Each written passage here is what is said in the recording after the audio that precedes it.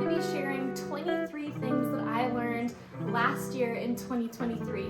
I hate when people tell me that. It is not true. It is BS. We have the right to speak, but what we speak is not always right. You suck at applying makeup, you as in me. God knew exactly what I needed for my life.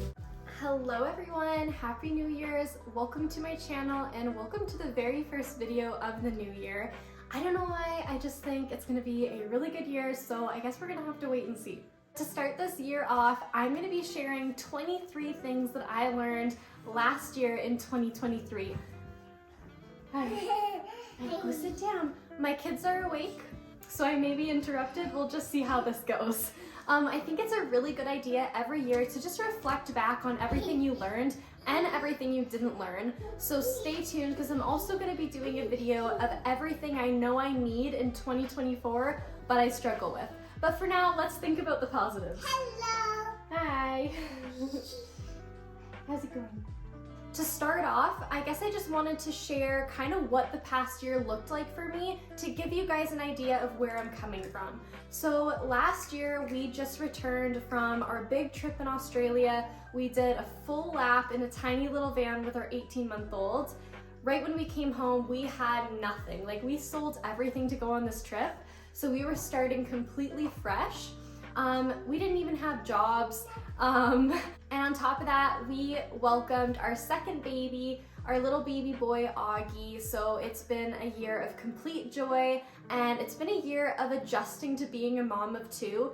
We spent the entire summer just loving up on our kids. I tried to spend as much time outside as possible.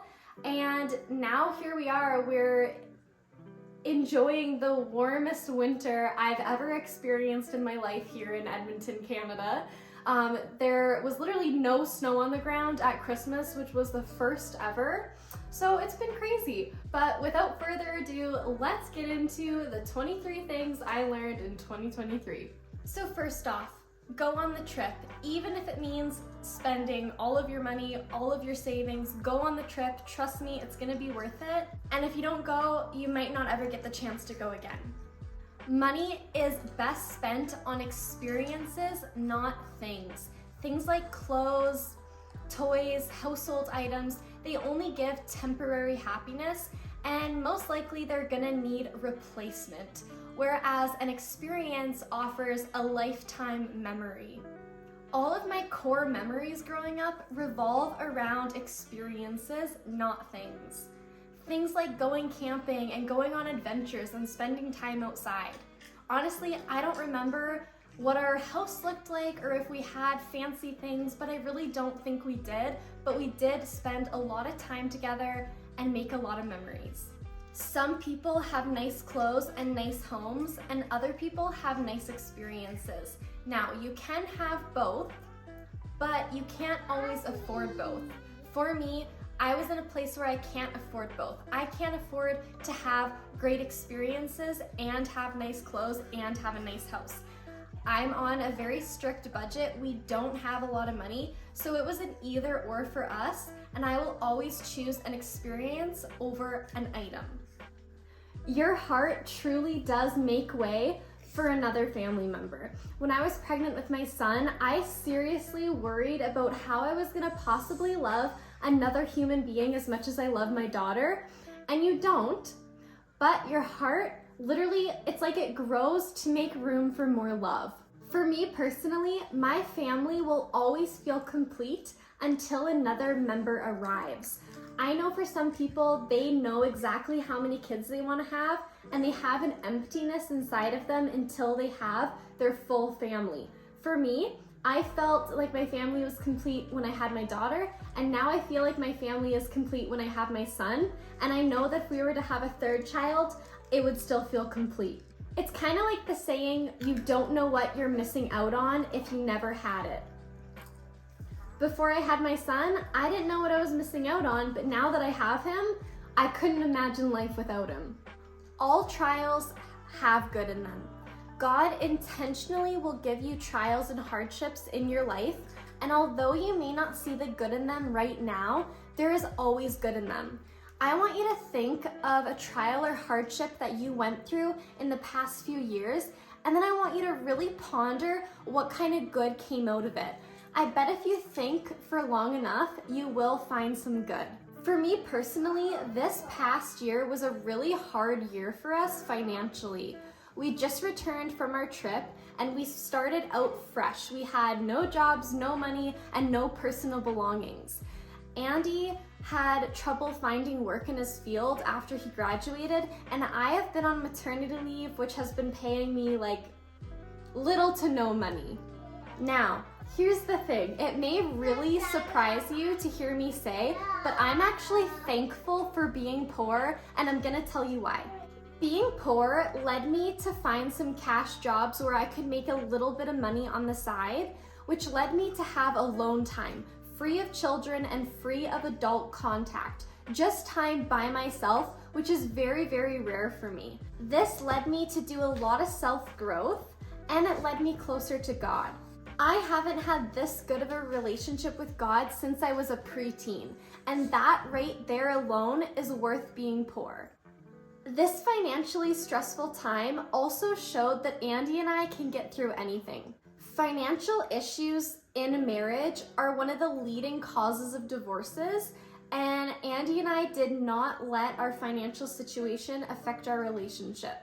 During this time where we should have been so angry and so upset and so stressed, we were not.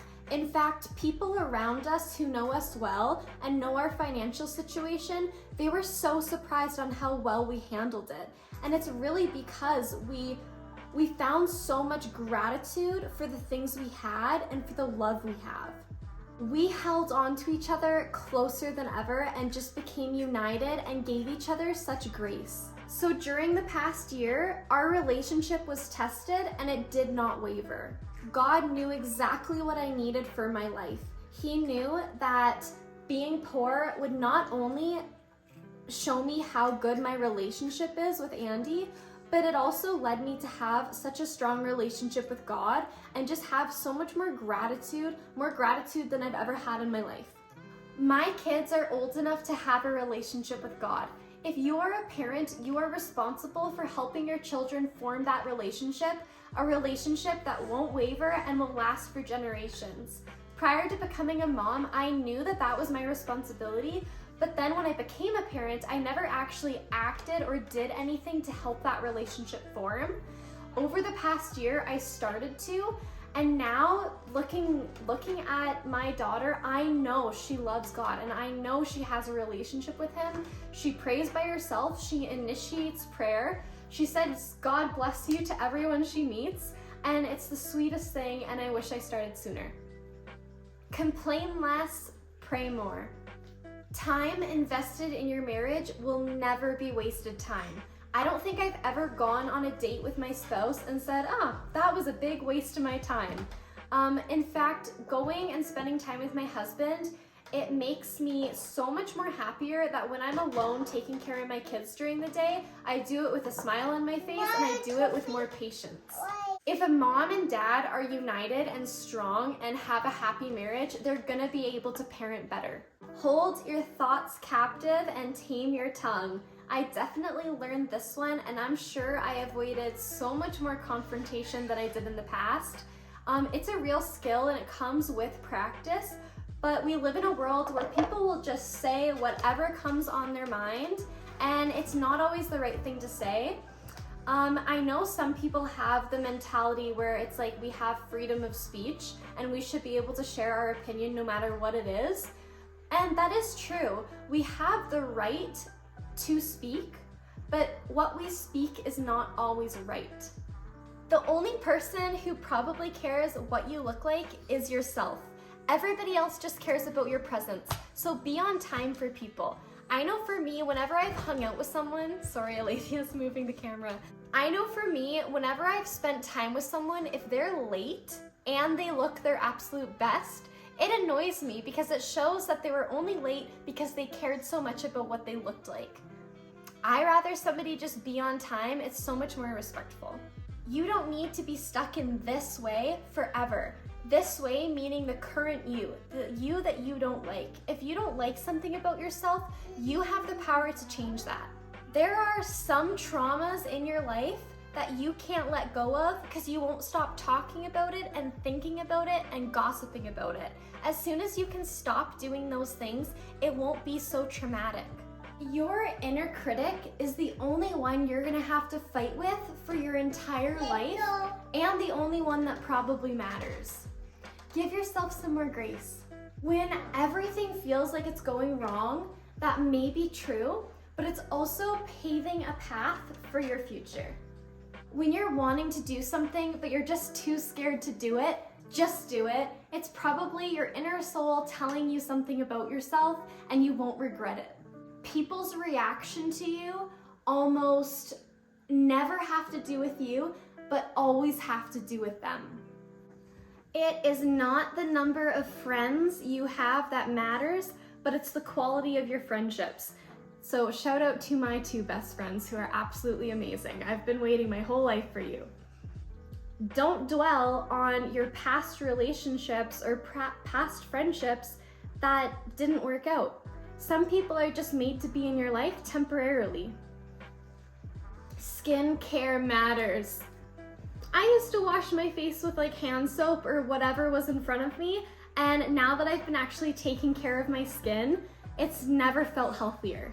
You suck at applying makeup. You as in me, I suck at applying makeup, and I honestly look better without it. Wisdom does not come with age. I hate when people tell me that. It is not true, it is BS. Wisdom comes from experiences, and not just that, but what you take from the experiences and how you grow from the experiences.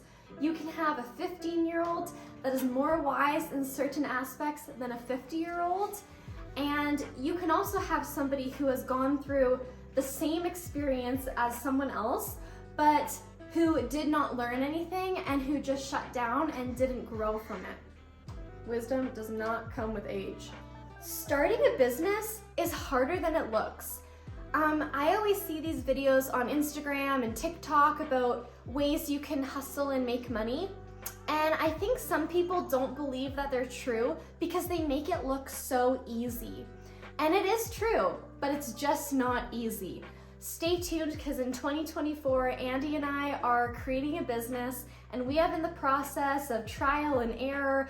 And oh my goodness, let me tell you, it takes so much time and so much commitment and so much learning to start a business. It's not easy. Last but not least, where you are right now is exactly where you need to be. Most importantly, just know that everything is gonna work out and it's gonna be a really good year. Thank you guys so much for watching, and we'll see you in my next video.